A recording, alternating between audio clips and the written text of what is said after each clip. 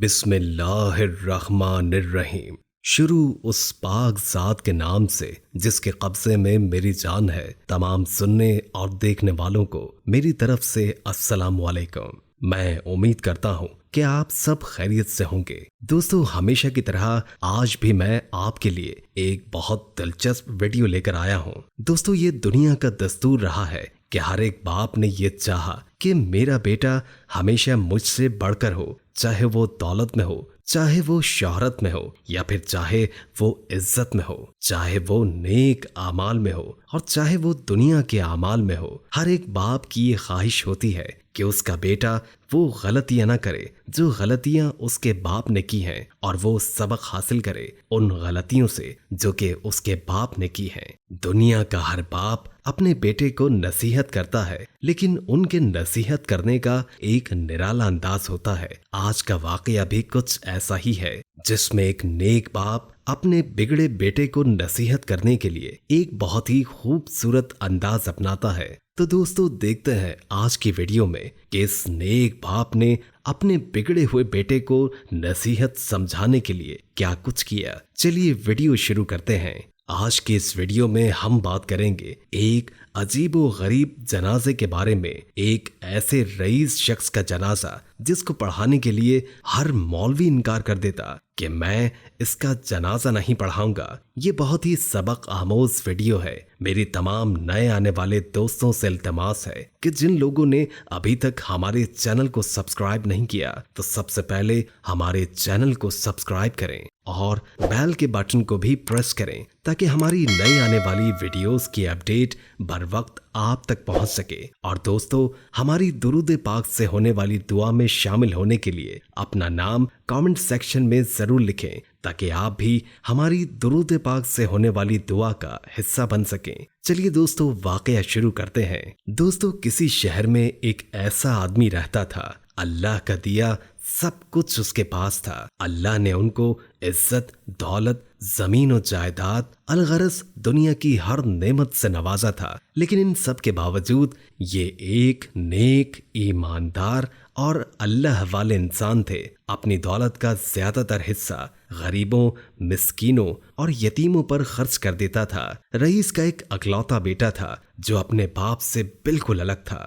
رئیس اپنے بیٹے کو ہمیشہ سمجھاتے کہ بیٹا، دنیا کے مال و دولت پر تکبر نہ کرنا، مت بھولو کہ یہ دولت اللہ کی آزمائش ہے، اسی لیے بیٹے اس دولت کو غریبوں، مسکینوں اور یتیموں کا حصہ رکھا کرو، کیونکہ ایک دن ایسا آئے گا کہ یہ دولت اسی دنیا میں رہ جائے گی اور جو تیرے ساتھ جائے گا وہ صرف تیرا کفن ہوگا۔ رئیس کے بیٹے پر دولت اور دنیا کا ایسا غلبہ تھا کہ اس پر کسی بات کا اثر نہ ہوتا تھا۔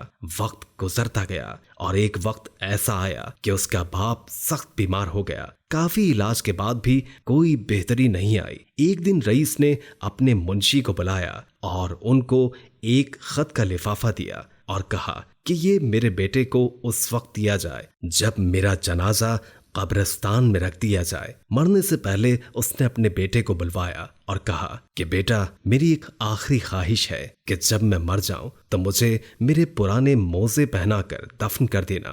یہ میری آخری خواہش ہے اور مجھے یقین ہے کہ تم میری آخری خواہش کو ضرور پورا کرو گے۔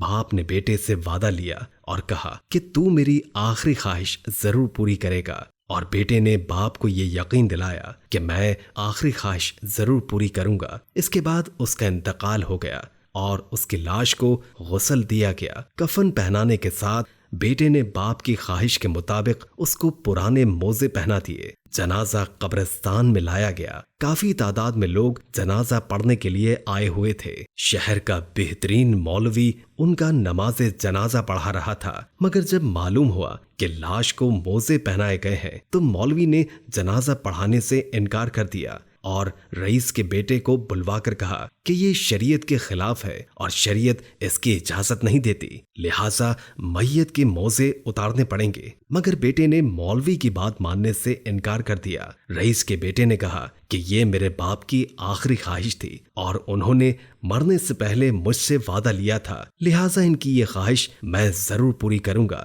ظاہر سی بات ہے کہ دنیا کا کوئی بھی بیٹا ہو یا کوئی بھی اولاد کیسی بھی ہو، لیکن اگر اس کا باپ مرنے سے پہلے اسے کہہ دے کہ بیٹا میری ایک آخری خواہش ہے، تم ضرور پوری کرنا، تو ہر بیٹا اپنی جان لگا دیتا ہے اپنے باپ کی اس آخری خواہش کو پورا کرنے کے لیے۔ اسی طرح اس بیٹے نے بھی اپنے باپ کی خواہش پوری کرنے کے لیے اس امام سے کہا کہ میں اپنے باپ کی خواہش ضرور پوری کروں گا۔ تو دوستو اب قبرستان میں ایک مسئلہ بن گیا۔ یہ لوگ رئیس کے بیٹے کو سمجھا رہے تھے مگر وہ کسی کی بات نہیں مان رہا تھا۔ انہوں نے اس شہر کے بڑے بڑے علماء اکرام سے رابطہ کیا اور ان کو پیسوں کا لالچ دیا کہ وہ اس جنازے کو پڑھائے، مگر شہر کے کسی بھی عالم نے اس کی بات نہیں مانی۔ عالم کیسے مان سکتا تھا؟ کیونکہ عالم ہر طرح کا علم رکھتا ہے، دنیاوی اور دینی بھی، تو وہ چیز جو شریعت میں ہے ہی نہیں وہ ان کو کیسے مانتے؟ ہر ایک عالم نے یہی کہا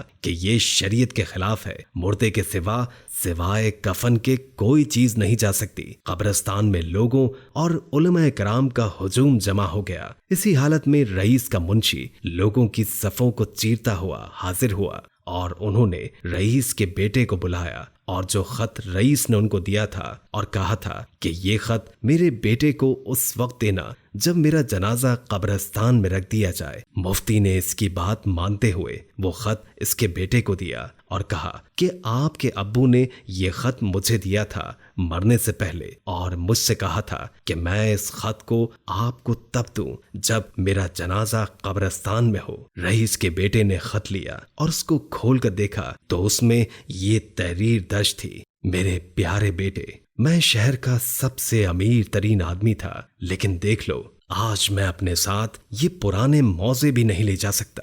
میرے بیٹے، آج میرے ساتھ سوائے کفن کے میری قبر میں کوئی چیز نہیں جائے گی۔ جو کچھ میں نے دنیا میں کمایا، جو مال دنیا میں نے جمع کیا، یہ سب کچھ دنیا میں رہ جائے گا۔ میرے بیٹے، میں تجھے وصیت کرتا ہوں کہ جو کچھ چھوڑ کے جا رہا ہوں اسے نیک راہ میں خرچ کرنا، اور میرے بیٹے دولت پر کبھی تکبر نہ کرنا، کیونکہ دولت اسی دنیا میں رہ جائے گی۔ اس نے جب خط کو پڑھا تو اس کا بیٹا زارو قطار رونے لگ گیا۔ اس نے اپنے باپ کے موزے اتارے، نماز جنازہ پڑھایا گیا۔ اس کے بعد انہوں نے اپنی تمام جائیداد غریبوں اور یتیموں میں خیرات کر دی اور اپنے لیے ایک چھوٹا سا گھر چن لیا۔ دوستو، کچھ واقعات، قصے اور کہانیاں وقت کے ساتھ ساتھ گزر جاتے ہیں لیکن انسان کے لیے کافی سبق چھوڑ جاتے ہیں۔ سچ ہے، جب انسان مرتا ہے تو مر ہی جاتا ہے اور سوائے کفن کے اپنے ساتھ کوئی چیز نہیں لے جا سکتا، اور جو چیز ہمارے ساتھ قبر میں جاتی ہے وہ ہمارے اعمال ہوتے ہیں۔ آخر میں اللہ رب العزت سے دعا ہے کہ اللہ ہمیں نیک اعمال کرنے اور برائیوں سے بچنے کی توفیق عطا فرمائے، آمین آمین۔ دوستو، آج کی ویڈیو میں تھا صرف اتنا ہی۔ مزید اسلامی ویڈیوز دیکھنے کے لیے پیارا اسلام کو سبسکرائب کریں اور ساتھ میں بیل کے آئیکن کو بھی پریس کر دیں، اور اگر آپ کو ہماری ویڈیو پسند آئی تو ہماری اس ویڈیو کو لائک کر دیں، اور ساتھ میں اگر آپ کی کوئی بھی رائے ہے اور اگر آپ کا کوئی بھی سوال ہے تو کامنٹ باکس میں ضرور لکھیں۔ ہماری ہر ممکن کوشش ہے کہ آپ کے سوال کا جواب دیا جائے۔ جزاک اللہ۔